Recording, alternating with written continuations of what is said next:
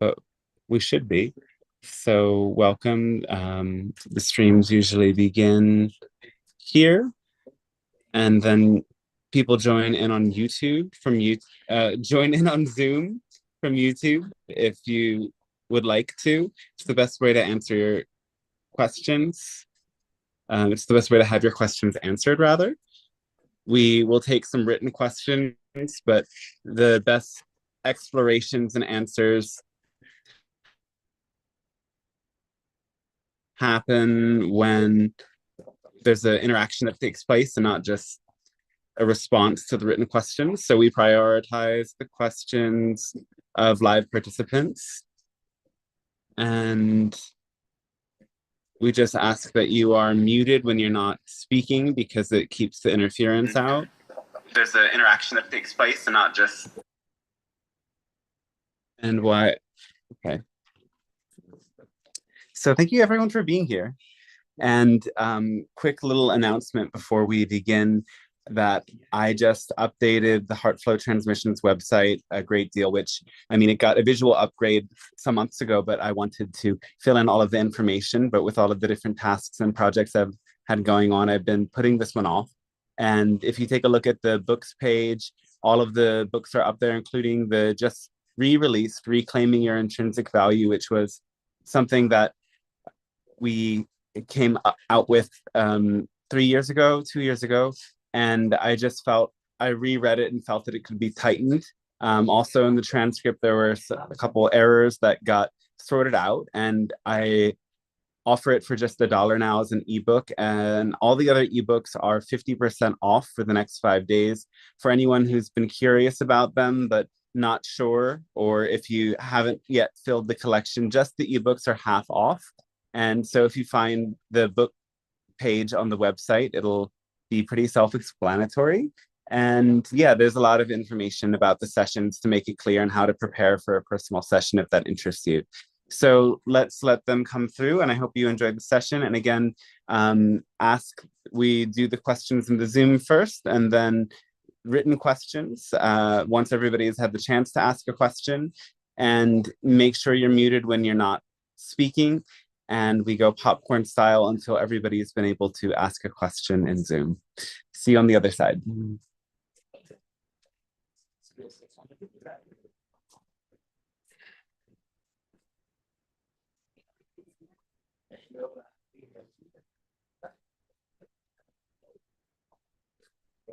Hello, and we say a fantastic day to all of you. We are the Pleiadian Council. We speak on behalf of the Galactic Alliance, supporting a world in your process of spiritual evolution. And for this, we thank you for allowing this interaction to take place. It allows for both you and ourselves to deepen in the connection with the source, which is, of course, always within and all around. Now, today we've described this as the value of truth.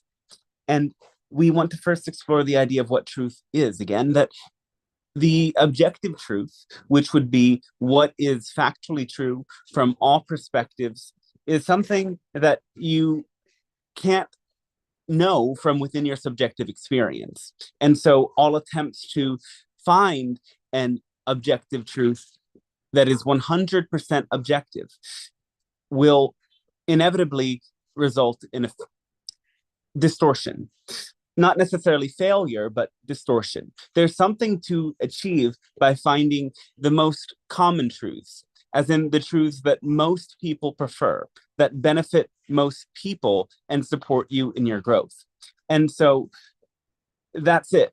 Truth is discovering itself again and again, in the same way that you were discovering yourself again and again. A new being in a new moment, a new identity in a new moment, to meet every environment and every vibration and every dimension that you access. And so in this way, the truth you could consider is upgrading. And in the sense, your truth is upgrading as well. And the way that you upgrade your own truth is by assessing what is true for you. And from this perspective, you have to recognize that even what we describe as a negative belief is true for you if you believe it. And so truth, therefore, from this understanding is whatever you believe, because whatever you believe becomes a self-fulfilling prophecy. And so to discover the value of truth, you first of all have to recognize that you don't get to a clearer truth or a higher truth or a deeper truth. Again, we use quotes as a sort of caution that all of these terms are relative metaphors that can be distorted or hijacked by a partial perspective if you want to do that. So to get to, we'll just say for now, the clearer truth, you have to be clear about what is presently true. You have to assess the beliefs, even if you don't necessarily like them. And knowing that doing this is an emotional process of connecting with your inner body awareness and connecting with where is their sensation, what emotions are tied up with that sensation, and what memories, symbols, associations with people or places tie into this connected experience. And from this place, you can go deeper into dissecting what are these beliefs, what are these stories, what are these truths. And by challenging their logic and staying centered in the self energy of love, your higher self energy, yes, you are able to replace these truths with a better version of it. But you get stuck in the process when you think that the new truth that you come up with to overcome the belief that limited you is the last and ultimate one. Every time you declare, now I finally see the whole picture, it all makes sense, and it will forever make sense from this perspective, then you actually set yourself up for an experience of illusion, because the next truth, as in the new belief that you attune to, serves you for the time it serves you from the perspective it serves you. None of the beliefs are meant to be eternal. They are real in that they create your experience, but they are intangible in that when you try to cling to them, they become something different. And so, leading back to the title, the initial idea, is that even what you call a negative belief has value, and recognizing that with negative beliefs intact, with pain is still a part of your process, with some degree of limitation, you are still essentially valuable, worthy, deserving, connected to source. There is no belief or karma that you could incur that would sever that connection with the source. But that's the trick that beliefs do. They make you fall for that trap and that distortion so that you somehow undermine your connection with yourself. And nonetheless, you become resilient in the process when you relent to the battle with the beliefs and you simply acknowledge and embrace they are present, and I can hold them in love. I can be in that frequency of love, even if these things are still present. I can expand my capacity to feel, to relate, to communicate, regardless of the presence of these beliefs. And it is my getting to know these beliefs and their partial truth that I can discard them and recognize that, yes, truth is only true from the perspective that you see it. And you will create more truth the closer you look at it. So there is no truth that is impossible to integrate. And this would expand into what we would suggest for all of you, is to not narrow yourself into any one field of expertise. Become multifaceted, master spirituality from many traditions, master psychology, master linguistics, master whatever you're called to. Let your passion expand you to whatever is uniquely your field of interest. And let it be big, because in this way, you get to find more poignant and personal truths, more unique truths that have the greater capacity to influence the collective, because you've connected more dots, you've put together more points of reference. Yet, if you do this as a way to build up an identity that says, I am the one who knows all of this, then you live under the partial truth of arrogance that undermines your ability to fully relate and live in that heart expanded place all the time.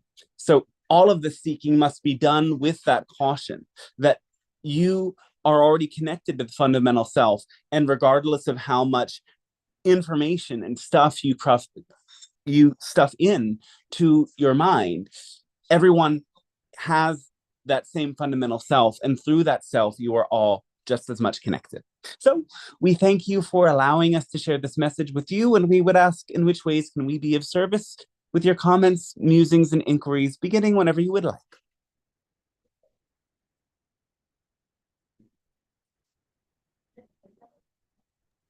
And thank you very much for that transmission. Your message brought up a question. Since I do a bit of mentoring, what is the best way to avoid over-teaching when the person who you're speaking with cannot fully absorb it because they either need time or you're not being clear or they're not ready, but also to preserve that relationship without wasting time, I will say. Sometimes people need more of a friend than a teacher, and they need to learn how to teach themselves. So you need to allow them to get excited or work with what they are excited about. As their friend, encourage them to figure out what they really need to do, what's exciting for them. Make sure that you're putting yourself in their shoes, in their perspective, and feeling their excitement. Don't let your own excitement give you too many ideas about who that person might be or what might be exciting to them. And in this way, we always encourage you to come up with your own questions. And at a point, if you don't have any more, we don't have that much more to say. It is you who chooses to empower yourself or not. And in this model, you could say a friend is a mirror for you to recognize you have that choice. What are you going to do with it? And when you're ready to empower that choice, the mirror helps you take the next steps, but not necessarily maps out steps 1 to 10 unless that person is fully ready to model the map and is excited to see the map. Thank you. That's helpful. And I have one other unrelated question, if I may. Yes. Can you tell me about my 2 hybrid children?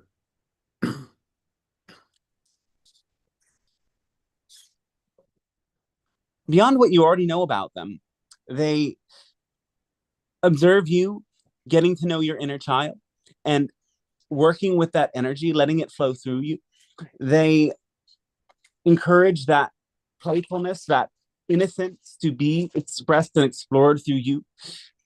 And in that way, they are like teachers that help you to remember how to return to that state of wonder where you don't have as many preconceived notions about the world, and instead you're able to fathom mystery. And your interactions with them support you very much in returning to that energy. And for them, it's helping them in discovering what your world is like and knowing more about the human experience, as their experience is slightly different in many ways. Okay, so they are part of the various groups of hybrid children that I channel? Yes. Okay, because I was never sure about that. They had never come forward and identified me in that way. But I don't know that it's relevant, so I didn't press it. And They didn't frankly, necessarily want to overwhelm you and make them feel as if your connection was more spectacular than you already felt it was. that makes a lot of sense. Thank you very much. Yes.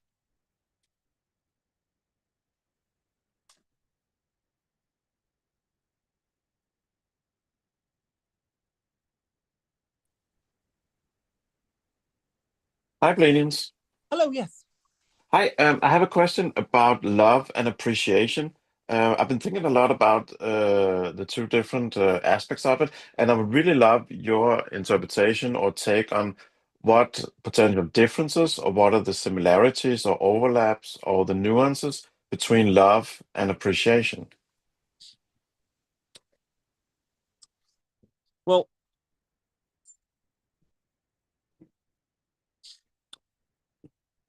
playing with this as a metaphor, we can say that appreciation is like love with a slight filter on it.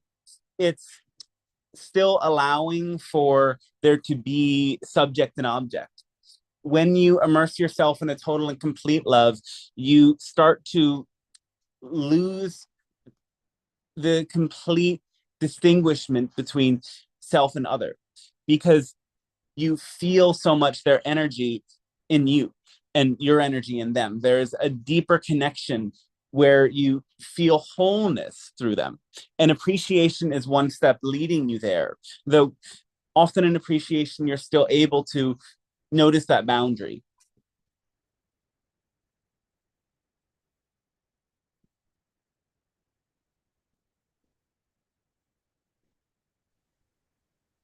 Does that Okay, make sense? thank you so much. Yeah, absolutely. That's very interesting. Thank you so much. Yeah, something else? No, that's it for now. All right. Let's see if anyone else got a question in the Zoom room. I have a question. Yes. So if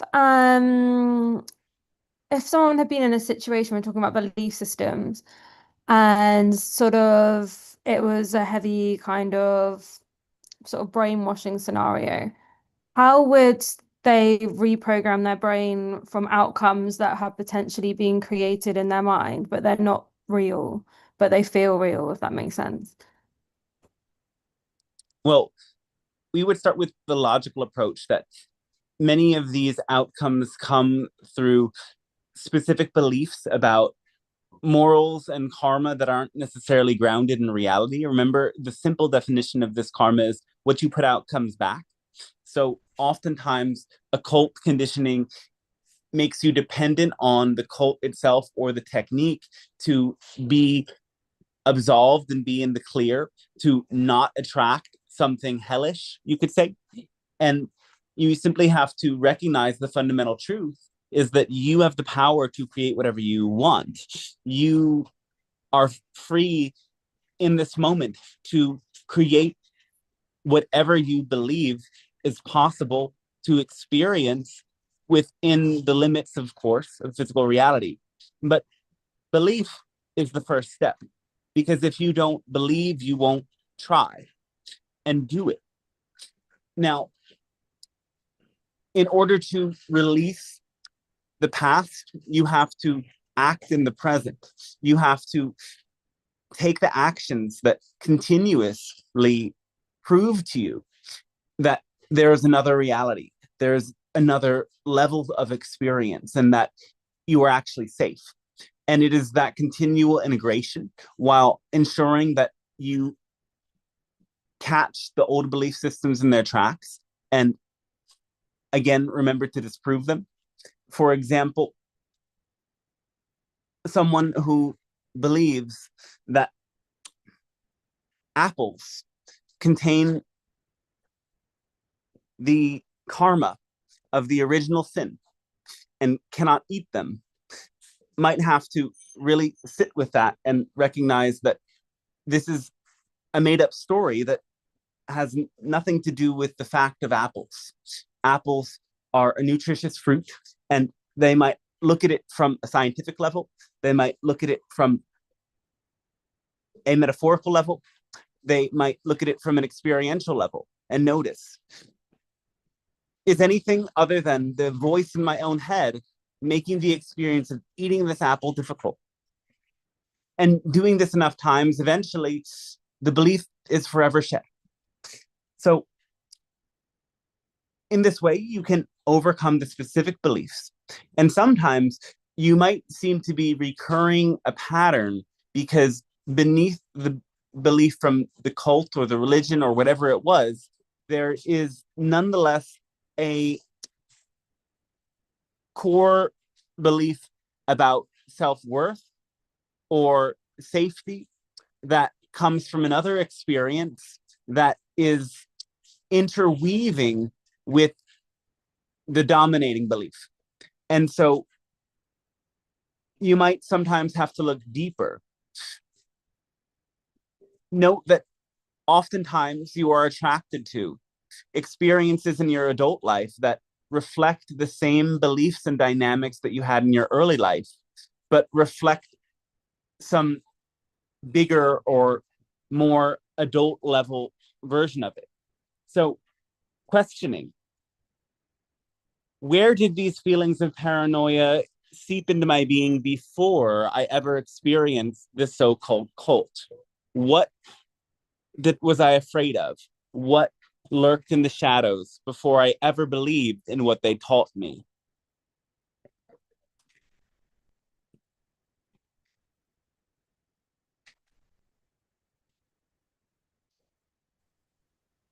So it's about kind of finding the underneath, the root kind of cause of the original belief that caused the sort of interwovenness of it.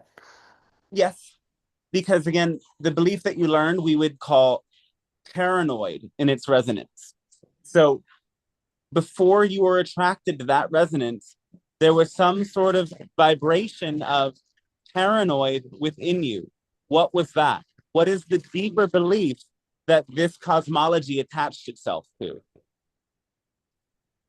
Okay. That makes sense. Thank you. So in this way, you could say that all conditioning has an entry point. And we can name some common entry points. Some people fear a deep sense that they will be forever trapped and they cannot move. They fear the loss of themselves. They fear that somehow something outside of them is going to make them lose either their autonomy or their sense of self completely. Others fear a lack of purity or a sense of punishment. They fear not being good enough. And when you identify what the core fear was, which usually has a lot to do with the way your parents raised you and how that environment might not have been the safest place to express yourself, then you will come to see, how did all of the programs sneak in? What was it that they promised freedom from or a remedy to that made them so convincing to me? And when you see what your weak spot is, you will start to notice, oh yes, there are many stories in my head of things that might rob me of my freedom. There's many stories in my head about things that might overwhelm me and make me lose control. There's many stories in my head about the way that I might be impure or not good enough. And then you know where to really dig and what experiences from the past are really at the root of the issue. Because usually it only takes a bit of time to undo the wounding from an adult experience, unless, of course, you enter into a complex legal or social entanglement with that person.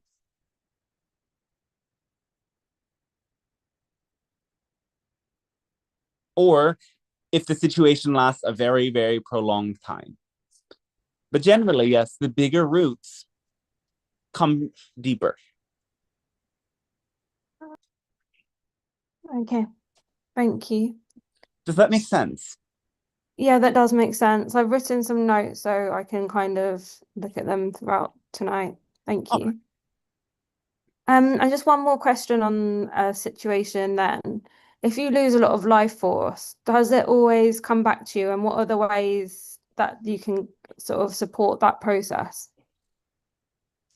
What was that about life force? If you lose like life force in a situation, does it come back to you? Like, and what are the like sort of remedies for life force from in a situation forever? If you feel as if you've lost life force from a past situation, that's because a part of you is creating an energy dynamic based on that experience that recreates the dynamic of powerlessness.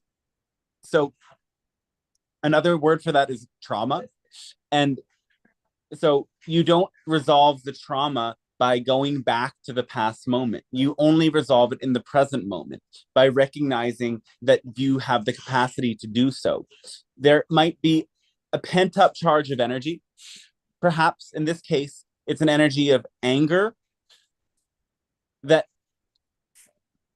didn't have a chance to express itself in the moment. And for this reason, it gets trapped in the body. And there's many stories about why this energy is not allowed to be present. And so you keep trying to get rid of the energy that is actually your body attempting to resolve itself and come back to homeostasis. So in this way, there's a necessary release process, not necessarily releasing emotions, but releasing your own resistance to feel and constrain the sensations, the emotions, the feelings inside of you, and instead let them be naturally as they are. Not force them out, but let go of the judgments and the control enough that your body naturally relaxes enough that they just shake out of you. And in that way, there's no more losing life force energy because there's no more self-restraint and inner tension. Oh, yeah, that makes a lot of sense. Thank you. Yes.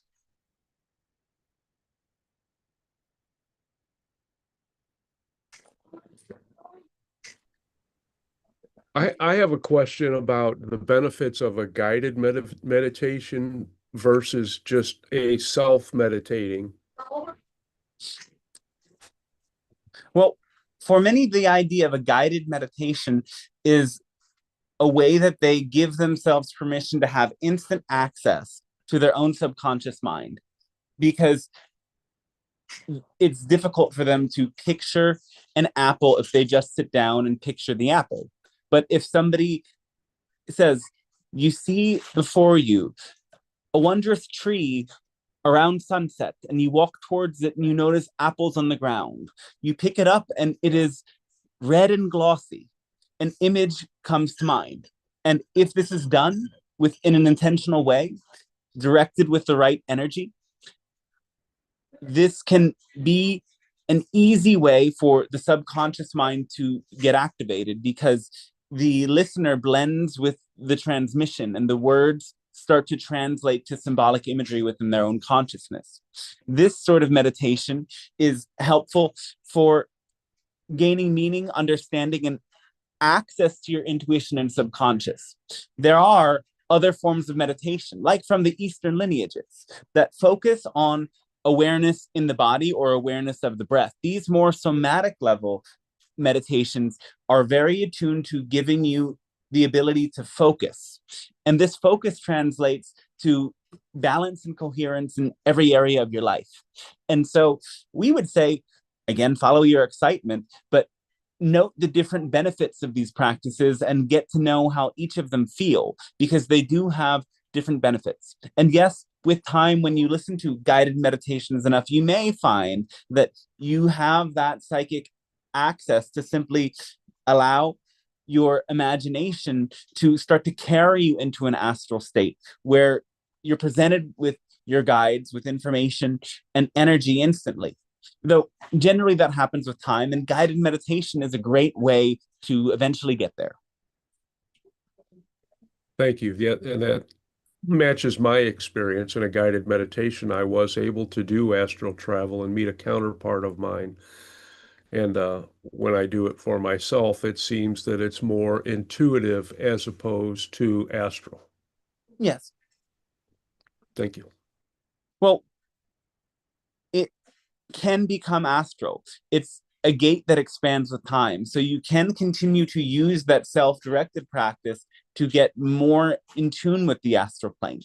Though, don't try to force or fake an experience. Be with what comes up. Allow yourself to just stay at that threshold level of imagination if that's all you can get to. And don't try to force it to expand. Staying with the energy that you receive and tap into is the best thing that you can do. And from there, it will always grow. Thank you. It's easiest for me just to ask the future Pleiadians I channel to take me there. Yes, that is often the easiest approach once you have that connection with your guides.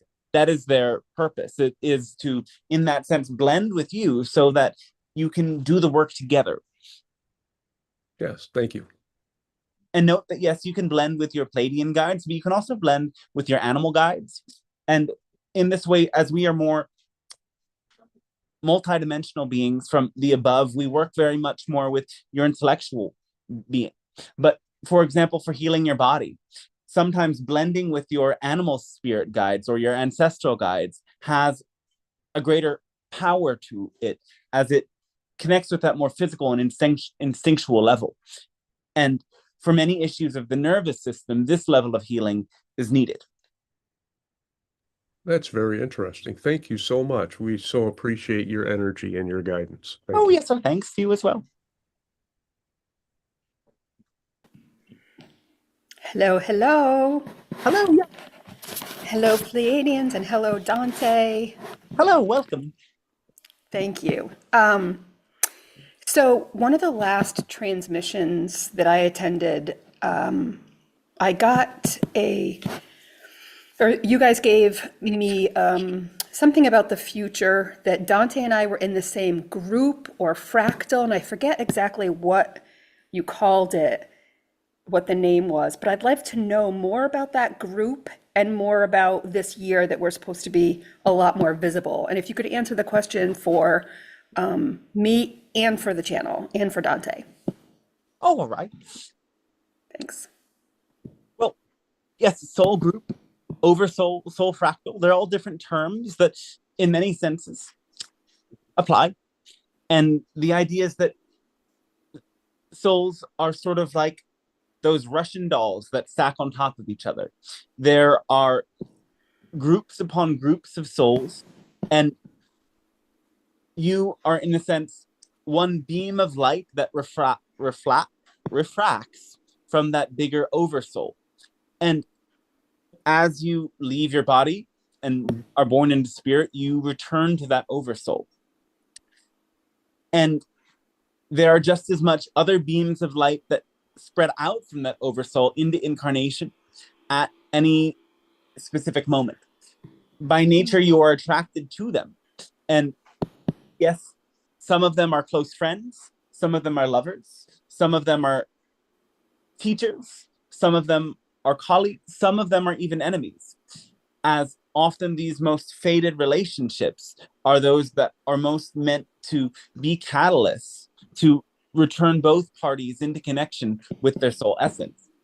Now, for you specifically as a soul group this year, connected to the idea of bridging worlds, of speaking truth, and getting specific, we would say these are the main themes. It is a time to be discerning, but very unflinching in where do you spark resistance. Oftentimes there has been hiding to make a truth palatable to many. And instead, it's time to recognize that the medicine is for the people who want it, and others might not necessarily need it.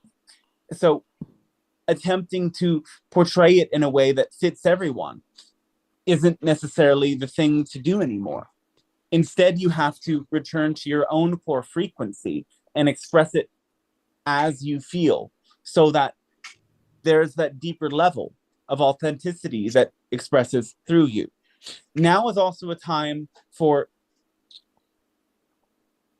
continued flow without pressure. You could say that for a while, those in this soul group have been moving at a fast pace, but suddenly, because there was a longer period of time where there was a process. The pieces were trying to come together, but the entire picture wasn't clear. And suddenly, you could say that there was a spark that emerged. And now there is clarity, there is understanding. And with that came inspiration that brought lots of movement. But despite this information and this accelerated energy, there is still sometimes attachment to how it works, if it's successful, who likes it, who doesn't like it, and things of that nature. And so by letting some of that pressure go while continuing to ride the momentum, there will be deeper healing, clearer breakthroughs, and choiceful words that leave an impact without having to cause a mountain to move necessarily. It is the greatest power emerging from the gentlest touch. It is the subtlest awareness leading to the greatest impact. And so we would say that this is a moment to continue that motion, yet expand the awareness. Allow yourself to see even more detail and be even more you. Now, we will also say this is a time where there is a tremendous division taking place. And you see the external level of that. But as within, so without. And there aren't as many who are aware of the internalized polarization that's taking place within each individual human consciousness. And so the work not just of your soul group, but of many, bringing healing, bringing insight, bringing self-discovery and holistic awareness into the world now, is the notion of resolving inner conflict, of creating the space to sit with the notion that some beliefs within contradict other beliefs within, and recognizing that until all of the beliefs at least have an inner sense of peace and expansion, and they don't rub up against each other in the same way, that easy, graceful forward momentum can't happen. And so all of you might find these are powerful moments to note, where is there inner conflict? And in what ways can I hold space for that? How can I make sure that I discard the beliefs that are causing me to get stuck on a notion of judgment and move into a state of allowance, allowing my full range of self to be expressed.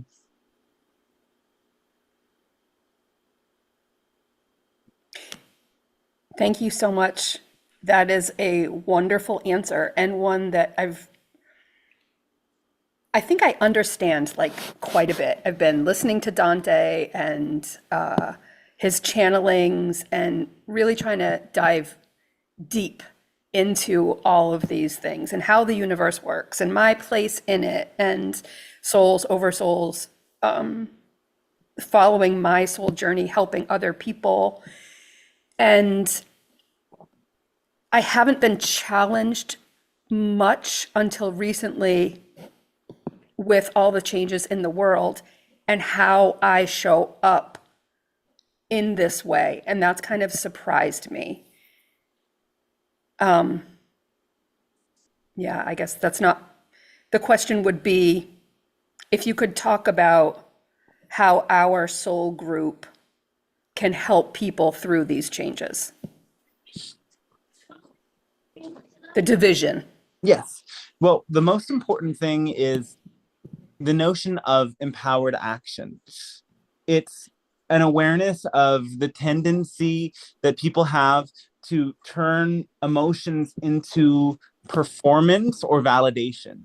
And so you must be aware now of the subtle social pressure to wear grief or anger as if it's a badge of honor, as if feeling away means that you're actually participating in what's happening. But just feeling away doesn't mean anything. It matters what you're doing. And so everyone needs to recognize that these emotions that come to life in the face of social unrest are all important. There is a camp that says, look away, just be in the love and light. And that is incomplete because it doesn't include the whole self, and it doesn't include that awareness of all of you, the beliefs within you and all of the experience that is shaping you. It doesn't include the notion that you are connected to the whole and all is in one.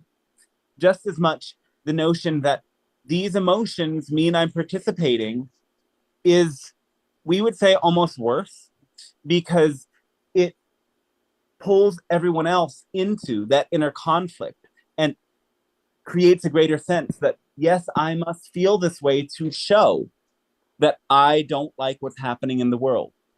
So instead, everyone must recognize these emotions are part of your creative process if you know how to use them. Anger gives rise to clarity because anger is the emotion of boundaries. It comes to life when you need to say, I don't want this and I'm not okay with it. Can we please come up with a different way of doing it? But the issue is that you don't pay attention. And when your anger is just as simple as saying, I don't want this, you don't say anything. You wait till it gets escalated, and then it becomes problematic, to use everyone's favorite word at this moment of your time. So the idea that also grief is helpful is allowing you to recognize that it brings you into abandoned versions of yourself. It brings you to face perhaps moments in which you had to suppress that sadness because you were too young to grieve the capacity of loss around you, or your life was too unstable to be present with that. And by allowing your personal and your shared grief to be present, this actually helps you to see your unity. In grief, you come to find a surrender to the power of community that nothing else can give you. And in this way, grief is what can help open your heart to let other people in. And many people never experience this because the moment that sadness emerges, they try to protect themselves and they don't create that close connection. And so the biggest remedy then is to learn what these different emotions can serve you with. Thank you so much. Another amazing answer. I'll let other people ask questions.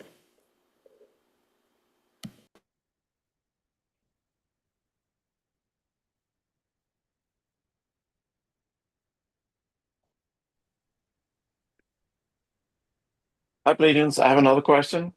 Yes. The last couple of days, I've listened to a lot of what you would call protest songs. And I'm really curious about your feedback on what is the value of what you could say is a typical protest song that sort of paints the picture of how bad or how, yeah, basically how bad a certain situation is. Is there value in that, and sort of people can recognize that? And is there also a potential trap in keeping people stuck? I'm really curious about your feedback on this. Well, we would say that there is only a trap that people use it for. The people who want to use any kind of art to trap themselves is basically just them finding the permission slip they need to be as destructive as they are. Does that make sense? Yeah, that's very interesting. So For sure. we'll do this way. You are giving ideas. You are all generating ideas. You're generating energy. And that energy goes out into the world. Other people receive it. But then it's in their hands to decide what they do with it. And inevitably, this expansion of creative insight and knowledge that you all participate in is out of your control. At some point, all of you will inspire somebody to do something harmful, and it isn't even your fault. It's simply a part of how humans will distort even the best ideas. And so the idea of protesting and protest music is to awaken the spirit of a shared intention towards a collective goal, a collective liberation, a collective balance, a collective justice served in some way. Though some people will take that intense energy and use it to vent their own destructive impulses because their own belief systems say that that's something that they can do. But in most cases, that was never the intent of the artist. And we would say that it's very uncommon that this sort of music intentionally is a force of harm and disruption only. In most cases, it's empowering and part of a movement, you could say. But again, not everything has to be perfect and to be completely conscious in order for it to play the role in the collective unfolding that it does. And so we always want to remind you that everything is perfectly as it is, nothing is out of place, and every bit is just what it needs to be. Yeah, thank you so much. Because what I realized when I listened back to songs back from the 60s is that some of them were exceptionally good at really nailing down what was going on and giving a voice to it and emotions and stuff. And for myself as a songwriter, what my intention is that I want to pace what's going on and then lead people to where it's possible to go, sort of a pace and a lead. So that's why I was curious about the energetic effects of a sort of a pure protest song that only, quote unquote, describes the problem versus pacing the problem and then showing people that, well, this is where we can also go Well, if we this choose is to. where the role of artist and healer are a little bit blended for you. And it may Yeah. be important for you to distinguish them, because an artist doesn't have to give a solution. The whole art can be the problem. But a healer ought to hold space for people, even if they don't want to jump to solutions, but always have solutions present. So this can be part of your specific medicine to blend them, but make sure that you understand you don't have to be a healer to be a good artist. And so Yeah. give yourself permission sometimes to step out of the role of a healer as an artist. It's okay to also just say, this sucks, but do it in a way that's fun, clever, and filled with excitement. Yeah, perfect. Thank you so much. Amazing point. Yes. And an exciting protest song for this time, we could say, is WDID by Sylvan Esso, as it says something interesting, we could just say.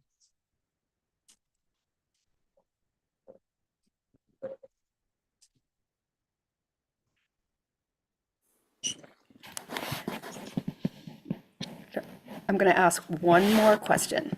So, talking about protest songs, I feel like protesting against is tough for me to get into that spirit these days. I have to kind of hold myself back. I wonder about Bob Marley and how about his songs, like those that vibe as a protest song. You can work with whatever vibe works for you in the moment it works for you. Though we would say that you aren't obliged to protest in any specific way. And that is also part of the conditioning, that everybody thinks that a protest must look a certain way. And figure out the part of the picture that you're excited to share about. Because again, it ties back into our earlier message that as a healer, you might be resolving the conflict by helping people work out their inner conflicts and working out the conflict within yourself. Case in point here, the conflict within you between the part that wants to protest and the part that doesn't want to protest this way is a great grounds for exploration. Why do you believe that there's a wrong way to do it? What experiences is that based on, and what are the imagined consequences of doing it? Yes, I just, you're right. What came to me is I'm thinking about this so much. It's because it feels like because I'm not protesting in the traditional way, I'm not doing it in a way that other people can see me doing it. And that's what I need to work on. And what you mentioned earlier. Case again here is that Yeah. that points to the doing it for the sake of identity rather than allowing for identity to emerge in the moment through excitement. Yeah. The need for people to see me a certain way as the goal reflects that something's not quite in alignment here. Yep. That's it. Thank you for helping me see that. Yes. And yes, it's good to be loved by others, though be loved for the real you. That's the issue, is that when you attempt to do it the way that other people are going to love it, they're not loving the real you, and you won't be able to maintain an image that pleases everyone forever. Yeah. It's very much a supposed to Yes. feeling that I'm battling. So yeah, again, thank you so much. I'm so appreciative. Work with both of them. You're supposed to, but remember, do it the way that you want to do it. That's the only way you need to do it. Don't let any supposed to be like others creep in. Yes, you may find them as allies and you may support others, though hold truth to the reality that your own heart knows what's right for you. And no coercion is healthy in a good relationship. So anyone who attempts to coerce you to do the right thing, even if they're well-intended, is still operating from a very big ego distortion, if you would call it that. Yes. Thank you. Yes.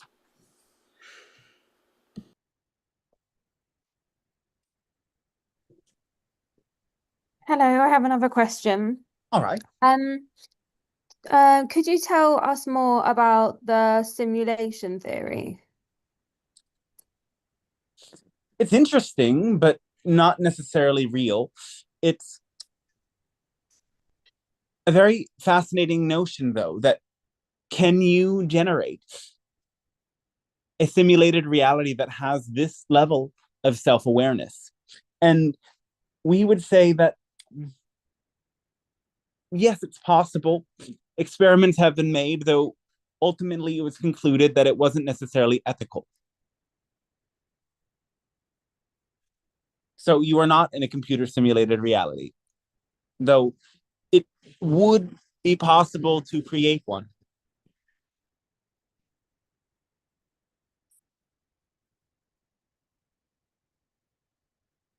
Okay, thank you. That's interesting, actually. And think of it this way, that your symbolic mind is wired to help you understand things, and it works with the imagery that helps you most. And so this is why angels and guides were initially come to be associated with birds, particularly doves. Doves were those who carried the messages from place to place before the idea of a post office. And so the idea of receiving a message emerged from the collective consciousness, winged beings bringing a message. Now, you live in an information age where much of the information that you access comes through technology. And those of you who learn more about coding and this and that get immersed in this impression, you could say. And so the imagery of coding and computers starts to represent the idea of information, of structure, of the framework of some network, you could say. And when you tap into the data points for consciousness, when you tap into your own higher self, when you get information, technology often presents itself as a visual reflection of that notion in the interaction. Again, with your own subconscious mind. So this is why many people have had visions of computer simulated realities. As they've connected with their own higher self, this imagery was a way to conceptualize that union and that download, literally.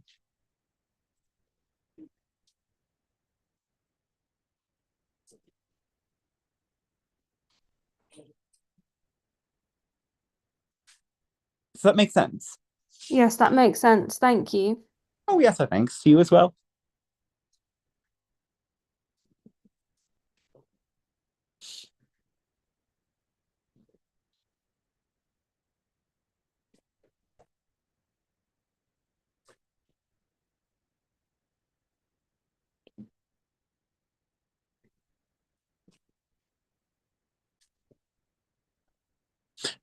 Who do you want to be? Give yourself permission to be that. Let it be simple. Who do you want to be? Let yourself have permission to be just that. And certainly, if you do, things will resolve and become very clear. Acting on your highest excitement is the way that you orient and find the direction to go with your compass. Doing it to the best of your ability and taking all of the steps required, seeing them through to the very end with as much detail, with as much effort as is required, guarantees you the greatest probability of success and allows you to take in as much information as necessary. And that's what propels you. But of course, the moment it stops being exciting, it stops being relevant for you, at least in that moment. And it's important to instead take a rest and recalibrate. And then letting go of insistence on an outcome ensures that this energy takes you exactly where it's supposed to take you. You might not always get what you think is supposed to be the result of following your actions through to the best of your ability, but it will lead you to something important and relevant for your growth if you continue. And so you do. And the more you do this, the more you discover that you have always been source. Source has always flowed through you. And you strengthen that inner connection between your own mind and the source mind within you. And as you do that, it isn't necessarily that you blend with the source more. It's that the connection becomes so solid and you become even more solid as a unique being, as a being that knows themselves. The idea of letting go of your ego just means letting go of having a fixed identity. You can still have an in the moment identity.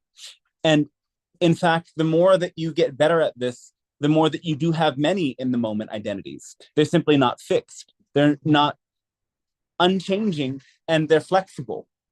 You open to expansion and you become more in each and every moment. And in this process, you come to recognize that you are valuable. You have worth. And you don't have to be anything, prove anything, or fight in anyone's battle if that isn't your battle. It means that you allow yourself to recognize the being that you are and know that with nothing more, I am just as I am. That is enough, and source flows through me. And in that knowing, you become free to do as you choose. And you allow yourself to come into alignment with the things that bring the most value in the world. But until you recognize that value that is always there within you, you don't create the highest value outcome or output, you could say. From that place of deep inner knowing, everything you do becomes gold for others. You simply have to restore that level of self-trust.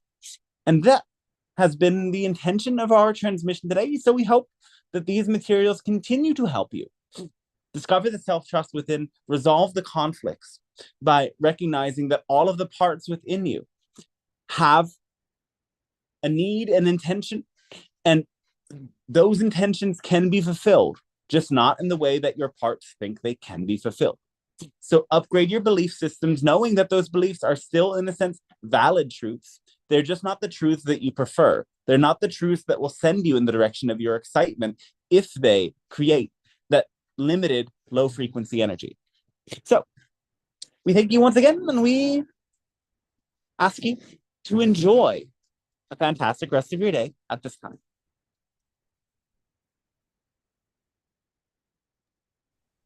Okay. Thank you. Yes, thank you. Beautiful Very ending. informative.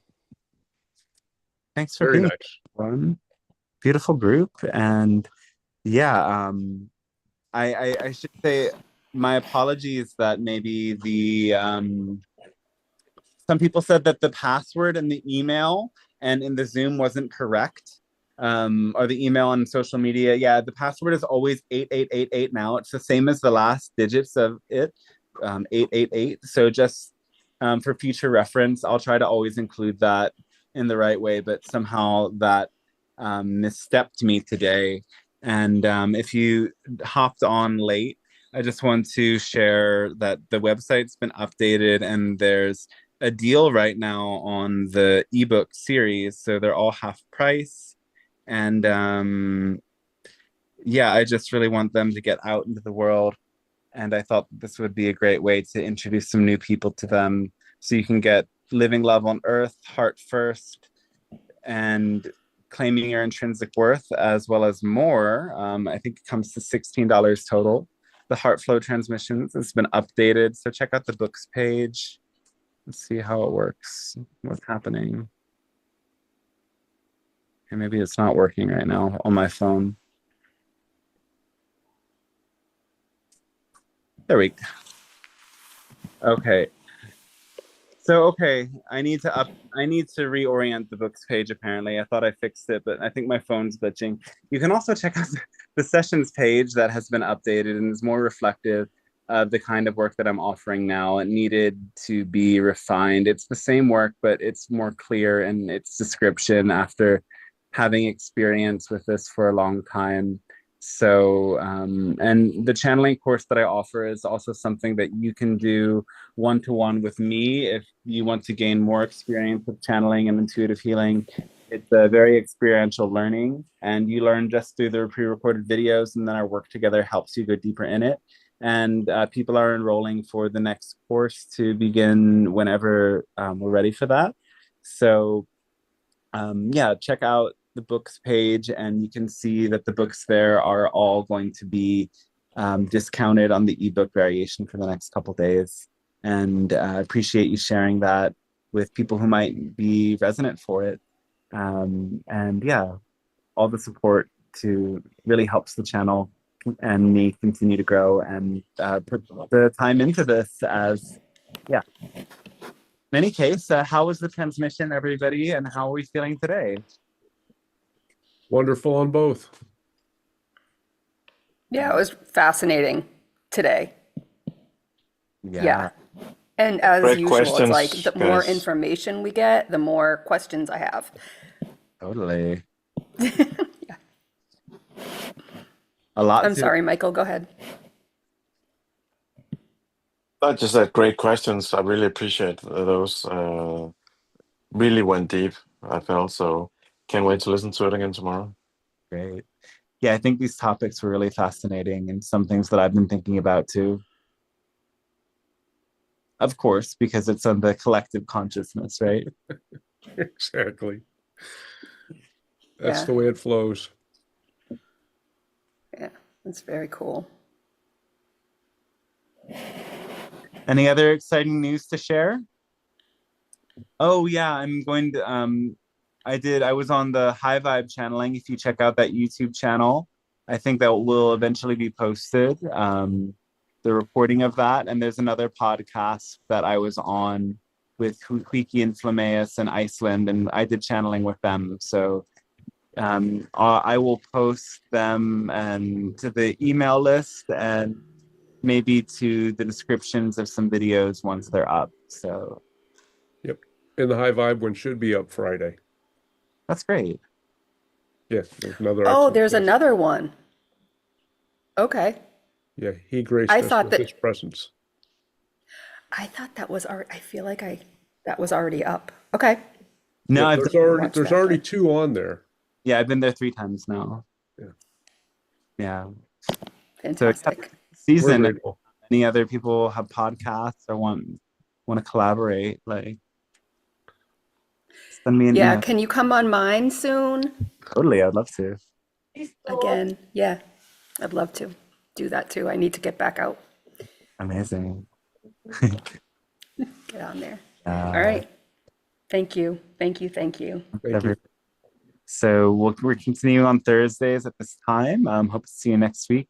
Thanks for supporting the channel. Donations optionally for this are always great support. And stay fresh, stay vibrant. Stay tuned when you watch back for the video in a few days. There will be timestamps and hopefully a transcript. It takes like 24 hours after for the live transcript to be present so that I can process all of that. But when you sign up for the email list every week, I send an email with the time of the next transmission, and also you can reread the last transmission through a transcript that's automatically generated. So more It's incentive very helpful. to email list. Yeah. Yeah, it's awesome. Thank you. Thanks for all the work that you do. Yeah. Thank you.